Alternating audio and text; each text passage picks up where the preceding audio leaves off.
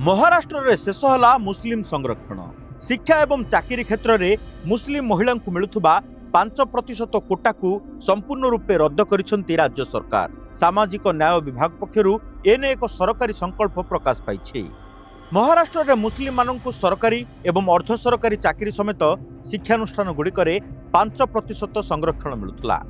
तेबे मंगलवार जारी होइथिबा नूतन जीआर अनुसार स्पेशल बैकवर्ड कैटेगरी ए अधीन रे मुस्लिम माननकु दिया जाउथबा समस्त आदेश एवं ऑर्डिनेंस को कैंसल करा जाइछि। एथि सहित सरकार स्पेशल बैकवर्ड कैटेगरी रे मुस्लिम माननकु जातिगत प्रमाणपत्र एवं नॉन क्रिमिलेयर सर्टिफिकेट प्रदान करबा मध्य बंद करछंती। तेबे काहेकि रद्द होला एही संरक्षण?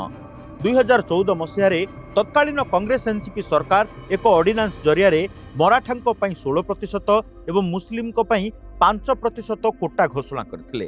तेबे गत 10 वर्ष हेबो एही आदेश अवैध रहितला, कारण कांग्रेस सरकार आनिथिबा एही अध्यादेश विधानसभा रे पास होई पारि नथिला। 2014 जुलाई रे पृथ्वीराज चौहान सरकार द्वारा 5% संरक्षण घोषणा करा जायतिला।